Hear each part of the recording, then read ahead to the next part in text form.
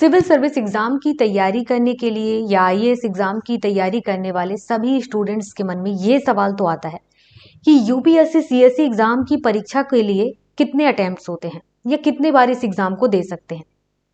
कई सारे एग्जाम्स होते हैं जिनमें अटेम्प्ट्स लिमिटेड होते हैं और ऐसा ही है यूपीएससी सिविल सर्विस एग्जाम में भी। यहाँ पर भी एक लिमिट है इस एग्जाम को देने का, लेकिन यहाँ पर कैटेगरी वाइज चीजें बदली हुई हैं। इसी को आपको समझना है। यहाँ पर एज भी मायने रखता है और अटेम्प्ट भी मायने रखता है। तो सबसे पहले मिनिमम एज तो आपको पता ही है कि मिनिमम एज चाहे आप किसी भी कैटेगरी से हो सभी के लिए 21 होनी ही चाहिए, लेकिन मैक्सिमम एज सभी के लिए अलग अलग है। मतलब ये है कि जनरली सभी को 32 तक एज तो होना ही होना चाहिए, लेकिन उसमें फिर एज रिलैक्सेशन दे दिया गया है। तो उसको जोड़कर हम बात करते हैं डायरेक्टली। जैसे जनरल के लिए है तो जनरल में आपकी एज 32 ये लास्ट है। आप 32 साल की उम्र तक यूपीएससी सीएससी का एग्जाम दे सकते हैं। इसके बाद ईडब्ल्यूएस की बात करें तो ये भी 32 साल की एज तक ही इस एग्जाम को दे सकते हैं।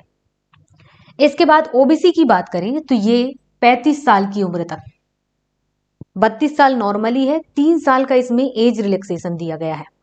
टोटल हो गया 35। और एससी एसटी की बात करें तो यहाँ पर 37, 5 साल का एज रिलैक्सेशन एससी एसटी को मिला हुआ है। तो टोटली हो गया 37 एज।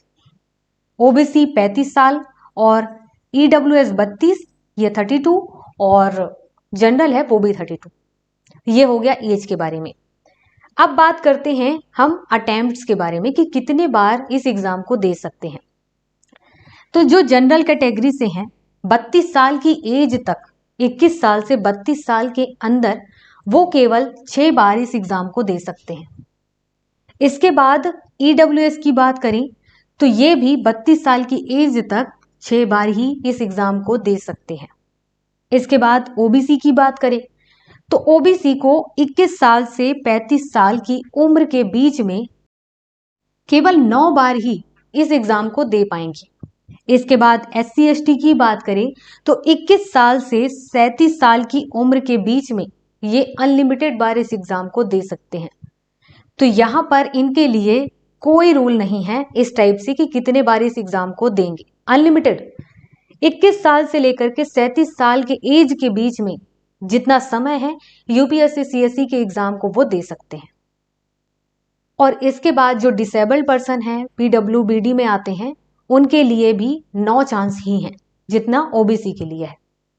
तो ये है रूल अटेम्प्ट का कि आप यूपीएससी सीएससी का एग्जाम कितने बार दे सकते हैं।